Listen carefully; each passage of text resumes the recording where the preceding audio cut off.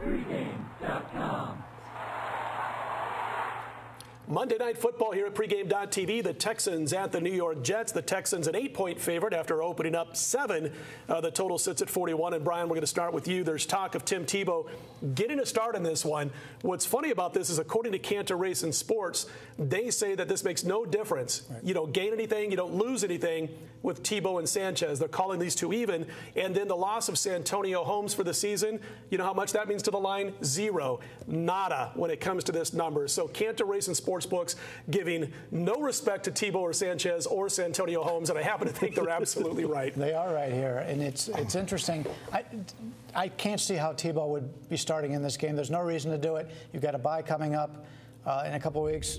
After the bye is when you bring him in. You've got to change your entire offense to have him in there, so I think that's just a lot of talk. The situation right here is Houston's a better team. We all know Houston's a better team. Mm-hmm. The Jets are an embarrassed team off a 34-0 game. Now they're playing on national TV Monday night. They're without their best defensive player, without their best playmaker. Not that he's a good playmaker. Right. He's their best playmaker. Best. Yeah. But this is their season right here. I mean, I don't want to make generalizations, but every guy who's a casual fan is going to jump all over Houston in this game. The pros came out the line, opened at basically 7. Mm-hmm. The pros took out all the 7s. It's up to 8. You know, they're moving it up. They knew what the public was going to take. This is the biggest game of the season for the Jets right here. Yeah, and it's what, like 85 to 90% one-sided ticket action right now, Marco, on the Houston Texans, as Brian just said. But, you know, Houston, obviously, the very public team. They come in 4-0. They're on an 18-5 spread run, by the way, guys, over the last 23 games. The problem for me, and I'm looking for reasons to take the underdog in this one, the problem for me is the reason Tim Tebow found success with the Denver Broncos is because Fox and the coaching staff changed. Complete overhaul of the Denver offense and completely changed it to fit the quarterback and the style of play that can benefit his team and allow this team to possibly win football games, and they did. Is Sparano, who's had success as an offensive coordinator in the past, are they going to all of a sudden in this next few days leading up to this game, the week off that they had, or not a week off that they had, but a week to prepare since the last game, are they going to be able to all of a sudden with that mindset change everything they've been doing on offense?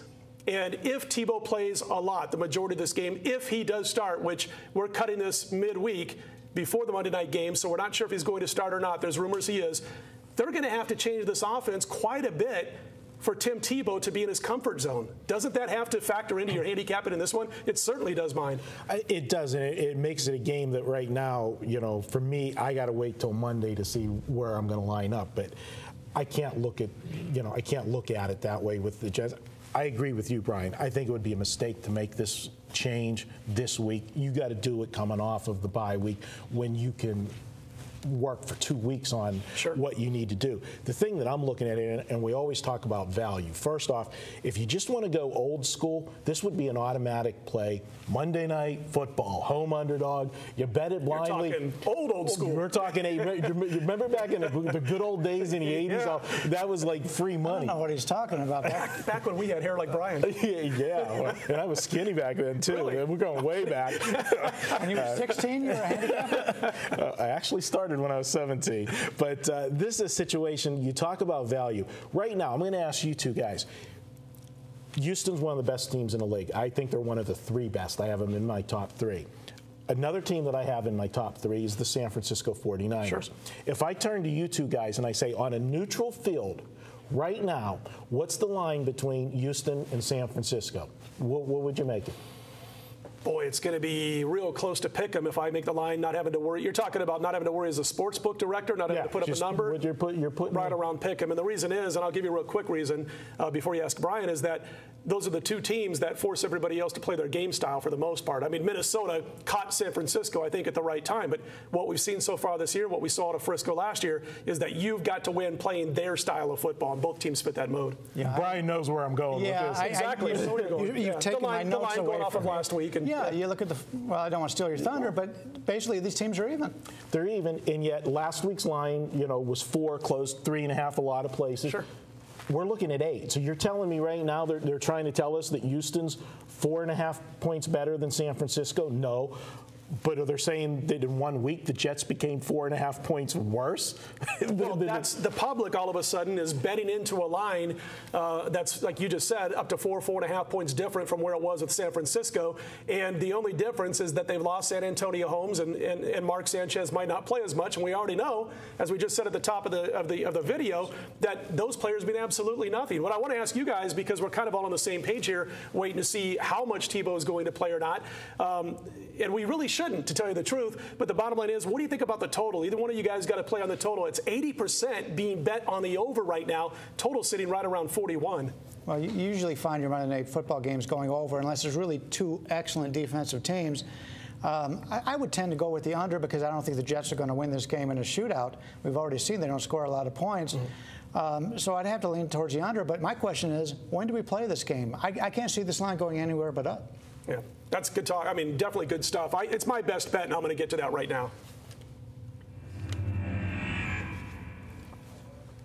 I get so excited, I love to say best bet over and over. It's actually my free pick on Monday night. I let you know on Tuesday if this was your best bet, right? Come back and see us next week. No, anyway, I got to tell you, Brian, I like the under in this one, and I'm going to go against all the bets right now. Like I said, 80% at Sportsbook Spy, taking the over. Here you got a Jets offense that last week totaled 145 yards against a San Francisco defense. Sanchez all over the place again, well below 50% as far as his passing is concerned. Might have had his worst game against San Francisco. I don't know how he's going to be much better here, especially since he's hearing, even if Tebow doesn't play, it's constantly over his shoulder. Tim Tebow, he's going to come in. The crowd's chanting Tebow, and I'm not so sure that Mark Sanchez is the strongest guy between the years already as it is. So anyway, for those reasons, I don't think the Jets are going to be able to score a lot of points.